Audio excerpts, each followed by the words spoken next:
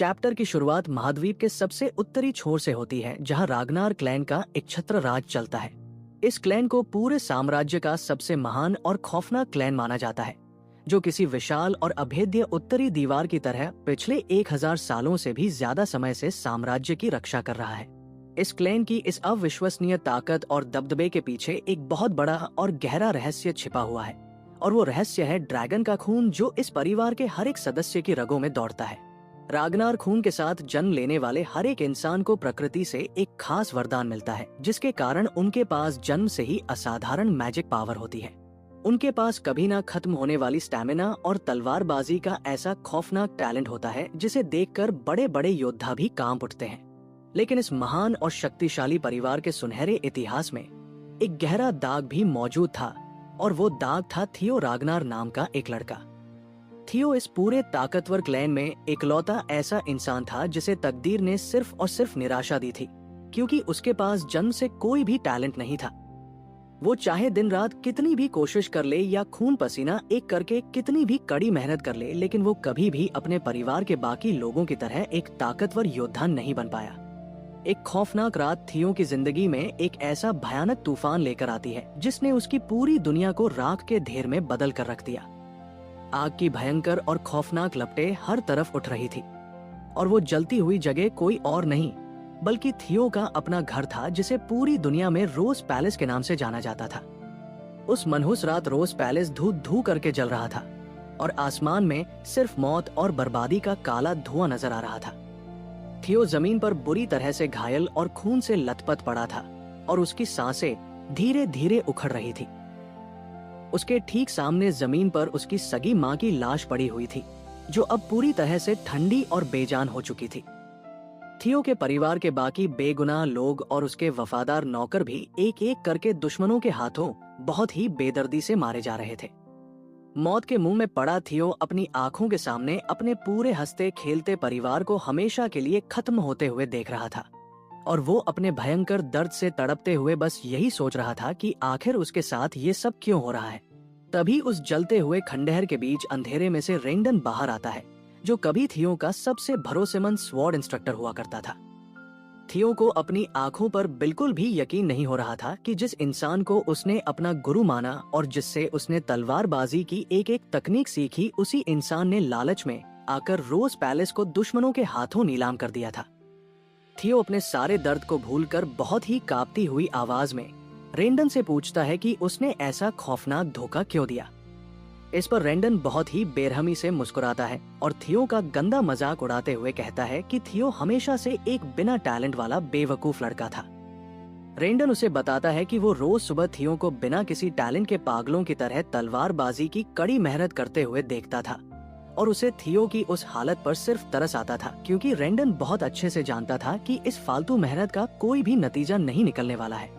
रेंडन बहुत ही निर्दयी और ठंडे स्वर में थियो से कहता है कि ये सारी बर्बादी, जलता हुआ महल और ये सारी मौतें सिर्फ और सिर्फ थियो की कमजोरी का नतीजा है। रागनार क्लैन का सिर्फ एक ही उसूल है कि यहाँ सिर्फ ताकतवर का राज चलता है, और थियो उस पूरे परिवार का सबसे कमजोर इंसान था, इसलिए उसके अपनों को आज ये खौफनाक मौत मिली है। रेंडन की ये जहरीली बातें थियो के सीने में किसी तेज धार वाले खंजर की तरह गहराई तक उतर रही थी। थियो गुस्से और असहनीय दर्द से चीखते हुए रेंडन का नाम पुकारता है, लेकिन तभी अंधेरे में खड़ा एक रहस्यमयी आदमी रेंडन को हुक्म देता है कि बहुत बातें हो गई, अब बिना समय बर्बाद किए इस लड़के का खेल हमेशा के लिए खत्म कर दो। रेंडन उस आदमी से माफी मांगते हुए अपनी तेज धार वाली तलवार उठाता है और थियो की गर्दन उड़ाने के लिए आगे बढ़ता है। मौत को अपने इतने करीब देखकर थियो को अपनी जिंदगी और अपनी कमजोरी पर बहुत ज्यादा अफसोस होता है। वो सोचता है कि उसने अपनी पूरी जिंदगी में कभी कुछ भी बड़ा हासिल नहीं किया, और ना ही वो अपने किसी भी प्यारे इंसान को मरने से बचा पाया। जलते हुए रोज पैलेस की उन खौफनाक लपटों को देखते हुए थियो की आंखें हमेशा के लिए बंद होने लगती है, और वो अपनी आखिरी सांस लेते हुए बस एक ही बात सोचता है कि काश उसके पास भी बाकी लोगों की तरह थोड़ा सा टैलेंट होता तो आज हालात कुछ और ही होते।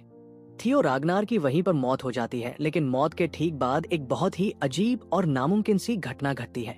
अचानक से एक रहस्यमय सिस्टम चालू होता है और एक यांत्रिक आवाज गूंजती है कि थियो का एक खास गुण एक्टिवेट हो चुका है और अब वो अपने रिक्रिएशन पॉइंट पर वापस जा रहा है। अगले ही पल थियो की आंखें अचानक से बहुत ही झटके के साथ खुल जाती है। वो एक गहरी सांस लेते हुए हड़बड़ाकर अपनी जगह से उठता है। उसे बिल्कुल भी समझ नहीं आ रहा था कि वो इस वक्त कहाँ है और उसके साथ क्या हो रहा है। वो अपने मन में सोचता है कि वो तो अभी अभी मर गया था, तो फिर वो अचानक से जिंदा कैसे हो गया। तभी उसे अपने ठीक सामने एक इंसान खड़ा हुआ दिखाई देता है और उस इंसान को देखते ही थियो का सारा खून खौल उठता है। वो इंसान कोई और नहीं बल्कि वही धोखेबाज और हत्यारा रेंडन था, जिसने उसके पूरे परिवार को बेरहमी से खत्म कर दिया था।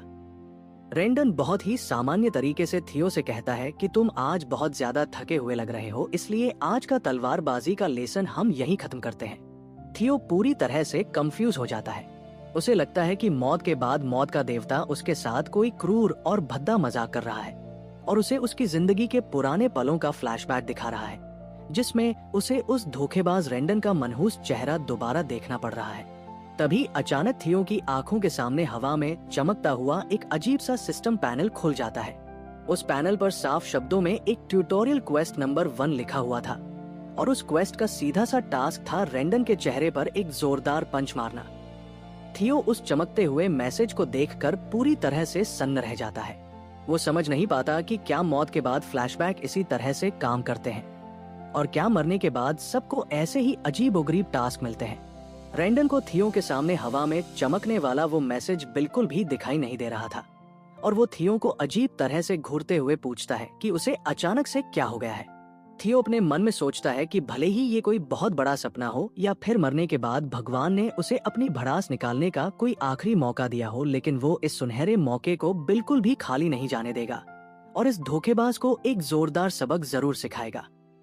थियो अपनी पूरी ताकत और अपनी आत्मा के सारे गुस्से को अपनी एक मुट्ठी में इकट्ठा करता है और बिना एक पल भी सोचे रेंडन के चेहरे की तरफ एक बहुत ही खतरनाक और जोरदार पंच मार देता है। लेकिन रेंडन, जो कि एक बहुत ही अनुभवी योद्धा था, वो उस हमले को बहुत ही आसानी से बीच में ही रोक लेता है और थियो को पलटकर एक जोरदार प्रहार करता है, जिससे थियो को बहुत भयंकर और असहनीय दर्द महसूस होता है। उस दर्द की भयानक लहर की वजह से थियो के पूरे होश उड़ जाते हैं। वो सोचता है कि अगर ये सिर्फ एक सपना या मरने के बाद का कोई आम सा फ्लैशबैक है, तो फिर उसे इतना असली और हड्डियों को कंपा देने वाला दर्द कैसे महसूस हो रहा है।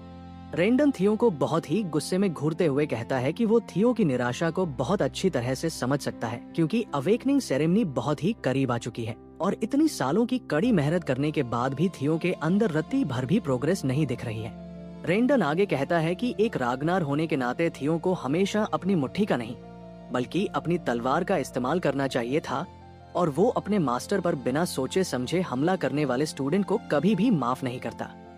ये सब कहकर रेंडन वहाँ से अगले लेसन में मिलने की बात कहकर पलट कर चला जाता है। रेंडन के वहाँ से जाने के बाद वहाँ खड़े आसपास के बाकी लोग थियो का सरेआम मजाक उड़ाने लगते हैं। वो लोग आपस में फुसफुसाते हुए कहते हैं कि ये लड़का कितना बड़ा बेवकूफ है जो बिना किसी टैलेंट के पैदा हुआ है और अपनी नाकामयाबी का सारा गुस्सा अपने मास्टर पर निकाल रहा है। वो लोग थियो को एक नाजायज औलाद से भी ज्यादा बेकार और कमजोर बताते हैं और उस पर जोर जोर से हंसते हैं। लेकिन थियो उन लोगों की फालतू बातों पर बिल्कुल भी ध्यान नहीं दे रहा था, क्योंकि उसका दिमाग किसी और ही भयानक सच को समझने की कोशिश कर रहा था। थियो को रेंडन की कही हुई एक बात बहुत अच्छी तरह से याद आती है। रेंडन ने अपने वाक्यों में अवेकनिंग सेरेमनी का जिक्र किया था और थियो को बहुत अच्छे से याद था कि उसकी अवेकनिंग सेरेमनी आज से पूरे 10 साल पहले हुई थी।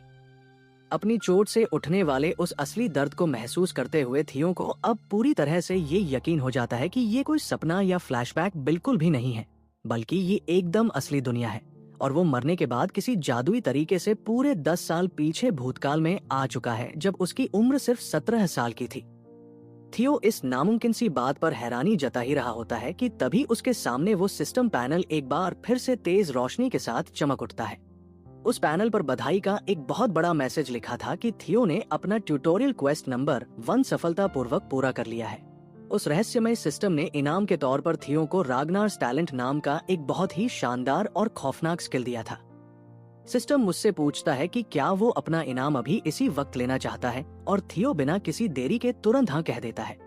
जैसे ही थियो उस इनाम को स्वीकार करता है, सिस्टम एक बहुत बड़ी घोषणा करता है कि अब थियो की ताकत और उसके शरीर के सभी स्टैट्स बहुत ही खौफनाक और तेज स्पीड से बढ़ने वाले हैं। इसके साथ ही सिस्टम में अगले क्वेस्ट की शुरुआत का मैसेज भी चमकने लगता है, जो इस बात का सीधा इशारा था कि थियो रागनार की एक नई और खौफनाक जिंदगी अब शुरू हो चुकी है, जिसमें वो अपने सभी दुश्मनों से चुन चुन कर बदला लेने वाला है।